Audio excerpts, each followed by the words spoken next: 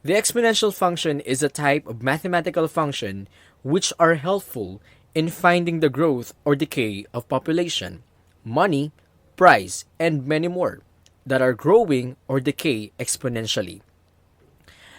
Jonathan was reading a news article on the latest research made on a bacterial growth. He read that an experiment was conducted with one bacterium. Pagkatapos ng isang oras, the bacterium doubled itself and was 2 in number. After the second hour, the number was 4. At every hour, the number of bacteria was increasing. He was thinking, what would be the number of bacteria after 100 hours if this pattern continues? When he asked his teacher about the same, the answer he got was the concept of an exponential function. Now let us learn about exponential function along with its definition, equation, graphs, exponential growth, and exponential decay.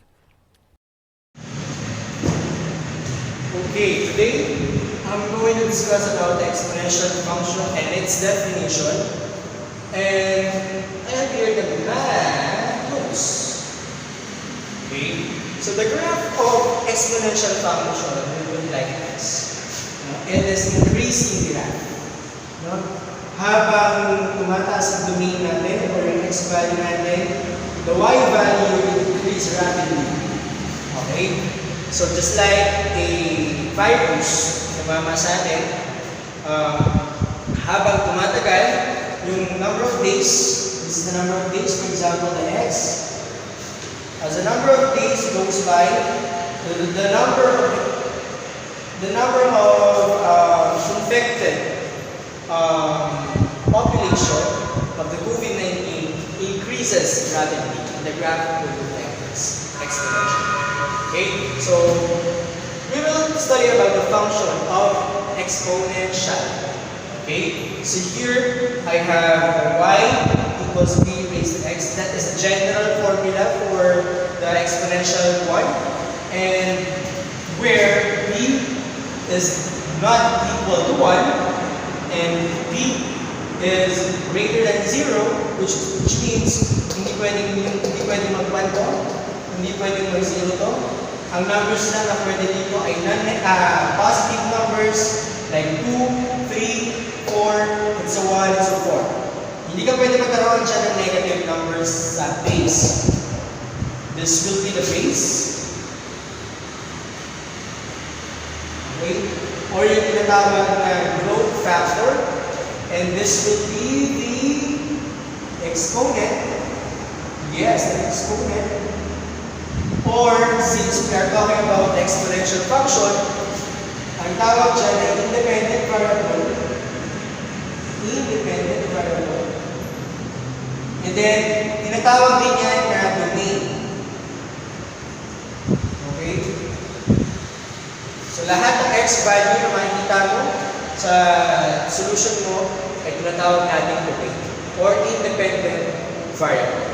Okay, so here, I have here the y. Y can be written as f of x. The function of x. Okay? So ito naman, that is a, ang tawag dyan ay range, dependent variable. Saan nakadepende? Nakadepende yan kay value ng x and b. Okay? So, therefore, ito na yung kailangan natin matandaan para sa discussion natin about exponential function. Okay?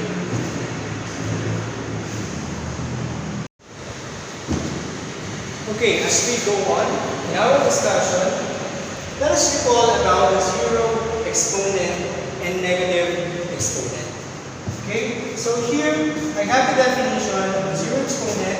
The zero as an exponent, if a is not equal to 0, then a being raised by 0 is always equal to 1. This a is any real numbers except 0.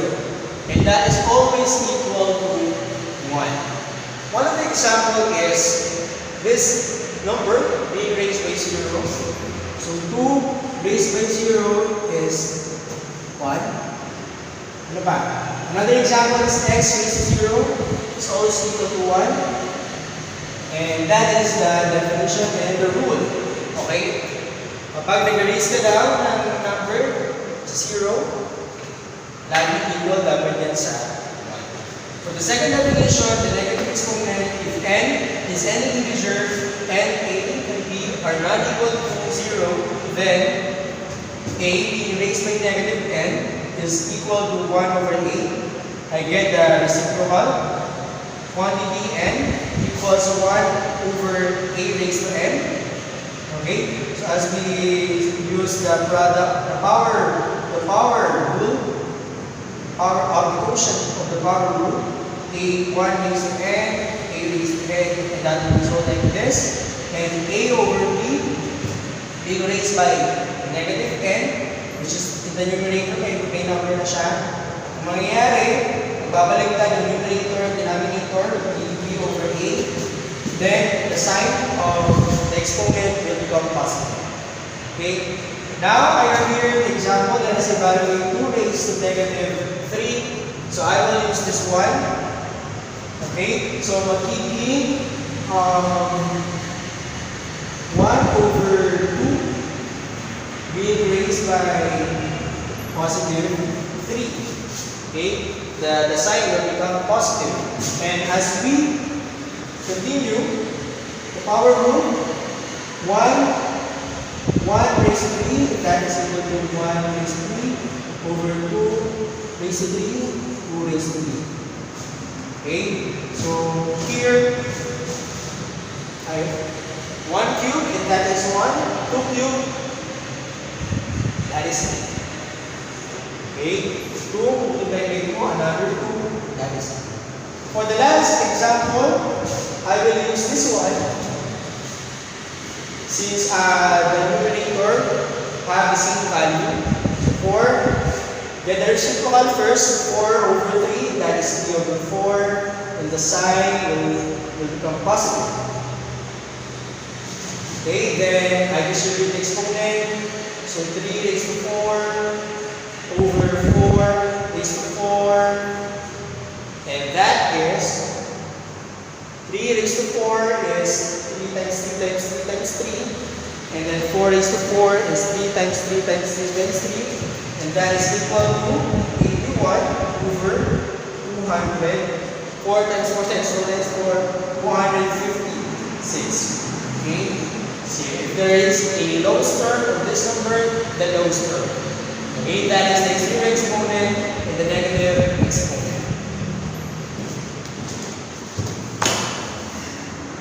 Okay, in this part of my lesson, we are tasked to graph the two functions, and I have here for the first example, f of x equals 2 raised by x plus 1. 2 is the base, x plus 1 is the exponent. So here, I will create a table first. And here, x, and dito naman I have of x or y values. Now, I will just assign any numbers. We start out sa negative 2, negative 1, 0, 1. But you can assign any real numbers. You can use negative numbers and you can use positive numbers. Okay, so here, I will evaluate first the negative 2 because I have x here. What if my x is negative 2? And I will use this equation 2 raised to x plus 1. Okay? So 2 raised to, I will input negative 2 sa x plus 1, and that will result to 2 raised to negative 1.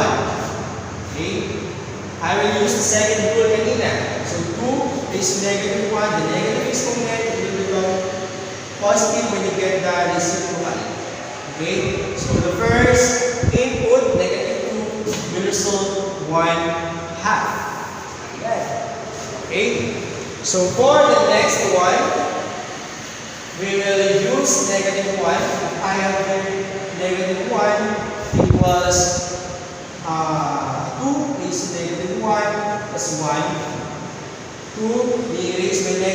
plus 1 is 0.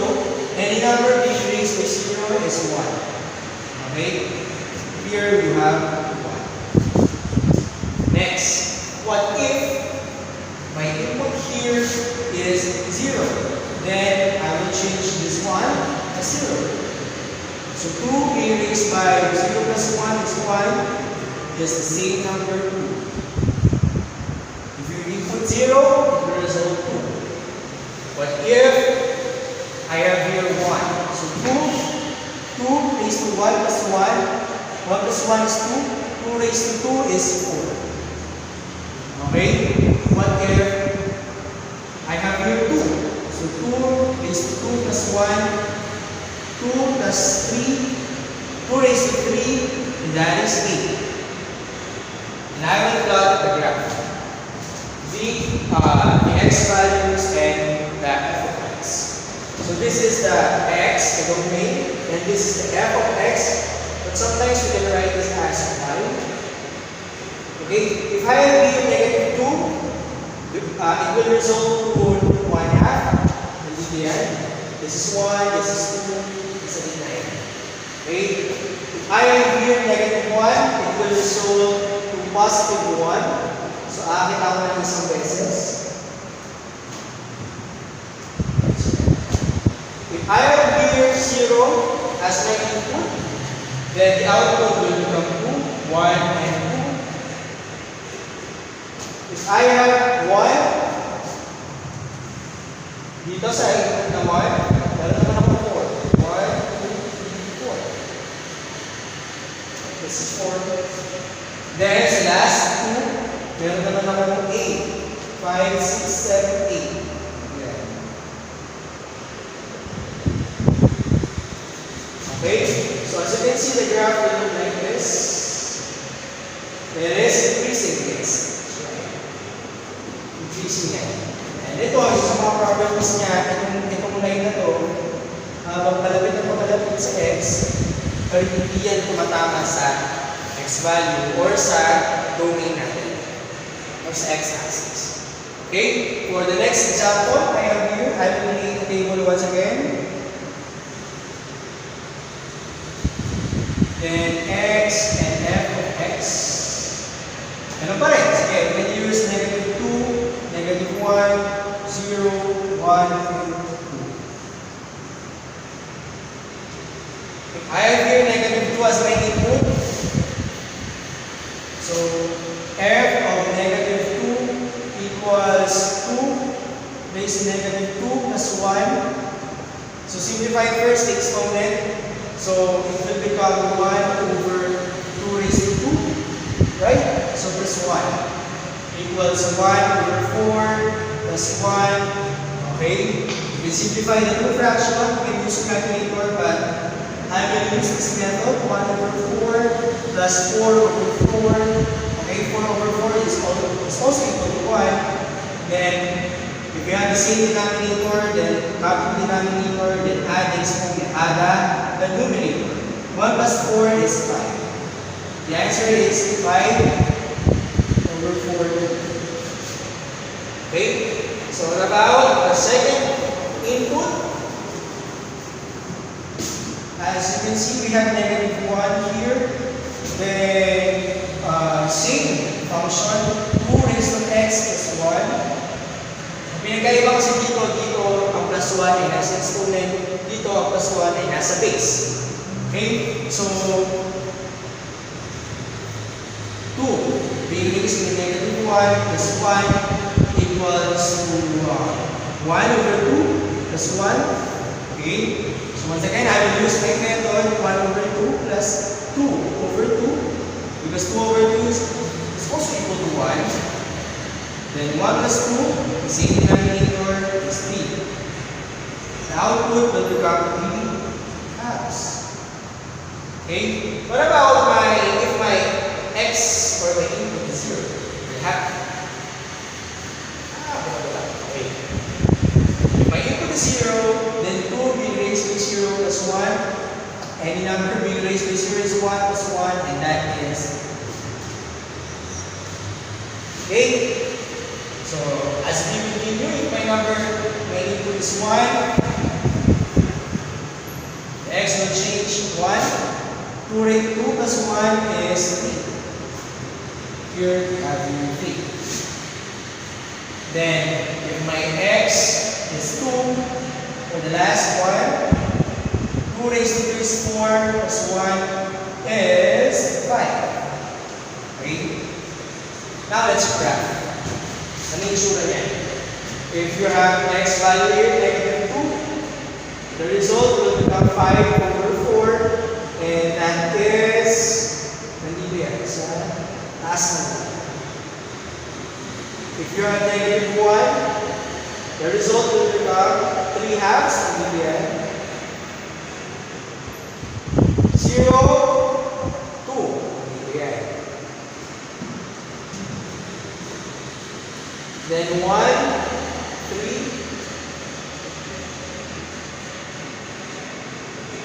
2, 5. One, two, three, four, 5. Okay, yung graph niya.